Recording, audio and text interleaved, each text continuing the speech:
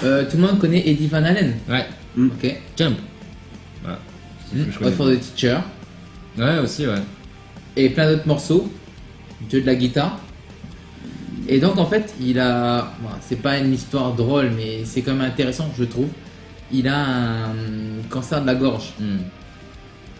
Et en fait, lui et ses médecins, ça fait depuis les années 2000, depuis la 2000 que ça a été déclaré, qu'il a été guéri pour. Ils ont retiré des morceaux de langue où justement le cancer a été déclaré. Et depuis, il est sous surveillance. Enfin, il retourne régulièrement en Allemagne pour des examens. Et en fait, lui et ses médecins, dernièrement, en infos qui ont été publiées, pensent que ça vient des pics de guitare qu'il avait en métal et qu'il garde dans sa bouche. Ah, ok. Et qu'en fait, vu que c'est à cet endroit-là où il posait son pic, c'est déclaré le cancer. Ah, ok. Ok, bon ben, quand je ferai de la musique, il faudra que j'évite de mettre un médiator dans la bouche. Pour le plastique aussi, je pense. Hein. Ouais, je pense aussi. Ouais. Il vaut mieux éviter tout truc pas comestible. Dans la bouche, ouais. Mais c'est dingue quand même comme histoire parce que tu te dis, le mec, il devait jouer tellement. Non. J'ai rien dit, j'ai dit non comestible. Dimitri. Oui, mais L'humain comestible. ton sourire, on disait non. Ah ouais, ah non, je souriais parce que je pensais à quelque chose de marrant. Ah ok, vas-y, mais je t'en prie, partage. Bah, c'est Toto qui va pas à l'école.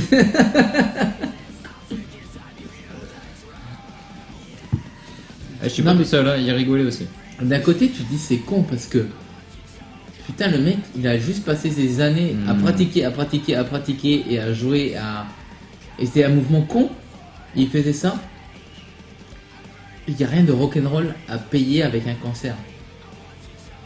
Tu vois ce que je veux dire? Et du coup, j'ai checké après derrière et je vois qu'il y a beaucoup d'artistes, il y a beaucoup de groupes, des fois qui se mettent en break parce que justement, il y a un de leurs membres qui chope un cancer. Un cancer, ouais. Il y a eu un mec qui a chopé un cancer de la thyroïde.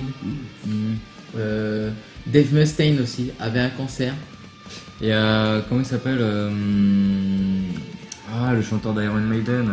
C'est Dave Mustaine. Non, Dave Non, Mustaine, c'est Megadeth. Megadeth. Je comprends. Steve Dickinson. Steve Dickinson, c'était Qui lui. avait eu un cancer de C'est lui, le la cancer. langue ou de la Ouais. gorge, je crois, pendant des années. Ouais. Et c'est là où tu dis, il y a eu des années, tu sais, de pur rock'n'roll ou heavy metal où personne sans aucun problème de. À la limite, tu te dirais, pour eux, le problème serait peut-être le foie ou quelque chose comme ça. Mais non, même pas. Ouais. C'est un vieux cancer qui arrive. Ouais, Il n'y a pas spécialement de rapport, alors que là, le rapport est direct avec le pic. Mais beaucoup d'artistes, tu te rends compte qu'il y a beaucoup d'artistes qui ont des problèmes de santé qui sont pas forcément liés à ce que tu pourrais penser à un mode de vie de rock'n'roll. Ouais, c'est plus lié à la profession entre guillemets que au mode de vie, quoi. Là, en l'occurrence, le pic, tu te dis, je porterai plainte contre la compagnie qui a fait les pics, quoi, parce que Ouais, il devait y avoir des produits pas très bons dans les matériaux, quoi. ou peut-être il devait jouer tellement pendant des heures que le pic il devait le garder des heures dans la bouche, quoi. Ouais, aussi, ouais. Et est-ce qu'on aura le fin mot de l'histoire? On sait pas, mais Mais à suivre, hein. Moi ça m'intéresse en ce tout cas. qui est intéressant, c'est que tu te rends compte qu'aujourd'hui dans le rock'n'roll, c'est plus comme ce qui était il y a 10 ans où on meurt d'overdose, Ouais. où on meurt parce que tu t'es fait tirer une balle dessus, ou tu t'es coupé les veines. Ok, j'avoue, j'en connais aucun qui s'est coupé les veines. Mais Comment il s'appelle Jim Morrison. Jim Morrison, C'est tout. Je crois. overdose, beaucoup d'overdose quand même. Hein. On avait beaucoup d'overdose. Mais aujourd'hui, je trouve il y a quand même un côté healthy qui est revenu dans le métal et dans le rock, justement par rapport à ce qu'on connaît du passé, où aujourd'hui tu regardes les artistes, ils vendent beaucoup de rêves sur rock, blues et le reste, mais par contre au niveau de leur rythme de vie, ils sont super healthy, parce que justement ils essayent de durer sur le... C'est sur le vachement long terme. plus suivi maintenant, quoi, surtout. Oui. Avant tu savais pas trop, avant c'était un petit peu, ouais, c'était exactement ça, Ouais. c'était rock'n'roll. aujourd'hui, tu sais jusqu'où tu peux aller. Après, je dis pas que les mecs ils continuent pas à toucher à certaines substances, mais la différence c'est que aujourd'hui ils ont, tu sais, tu peux rentrer en réhab, ressortir, Ouais. rentrer, ressortir. Mais il y a quand même beaucoup moins d'artistes qui y vont et beaucoup plus qui sont touchés par des maladies. De Les tous les artistes jours, mais quoi. moins longtemps avant. C'est même plus le rock'n'roll qui tue les gens, c'est la santé. Ouais, c'est un truc que monsieur tout le monde pourrait avoir, quoi, au final. C'est ça.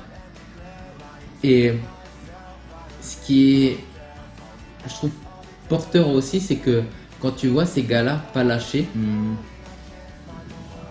alors que bah, ils ont toute la pression, toute cette pression sur les épaules de ce qu'ils doivent fournir par rapport au public, par rapport à tourner, tout ça machin.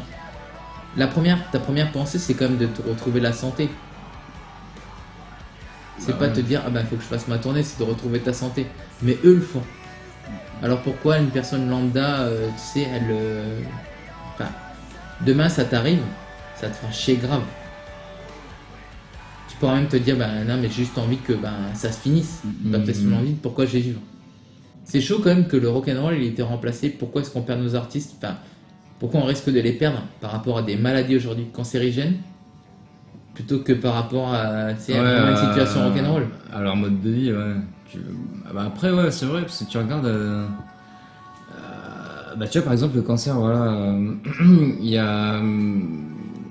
C'était le guitariste du groupe Architects d'Angleterre.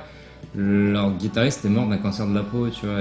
Bon, après, ils avaient un style de vie assez sain quand même dans ce groupe, mais c'est toujours chiant, tu vois, de voir voilà, quelqu'un déjà partir aussi jeune pour un truc pas bénin, mais complètement dissocié de ce qu'on associerait par exemple au rock'n'roll, tu vois. Juste la vie, à limite, t'imagines le rythme de la vie qui s'associe aux personnes âgées ou à des gens de ton entourage, mais pas à des gens qui pourraient avoir les moyens C'est ça, et être en bonne santé. Et après, celui qui brûle la chandelle pareil debout, tu sais que lui il finira pas. Mais il n'y en a plus aucun qui le fait aujourd'hui.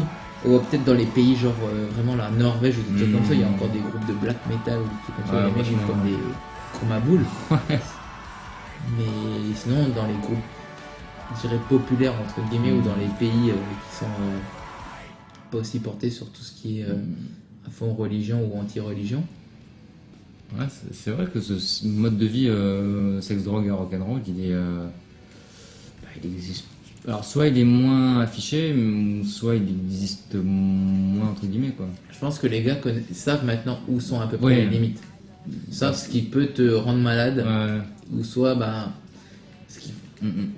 Et c'était un des mecs de Motley Crue qui disait il y a quelques années de ça, en dehors des vies qu'ils avaient vécues avant, mais il disait maintenant aujourd'hui vous voyez 10% de l'iceberg de ce que vous voyez c'est sexe, drogue et rock'n'roll, mais 90% de ce que vous voyez pas c'est on fait attention, on bosse, parce que déjà ils sont pas le même âge, et ensuite parce que mais n'importe quel artiste. Et aujourd'hui, au moins, l'avantage, c'est qu'ils arrivent dans le milieu pour les tourner les nouveaux artistes. Au moins, ils arrivent, puis ils ont des compagnons qui sont là, qui peuvent les prévenir. Et ça date pas d'hier.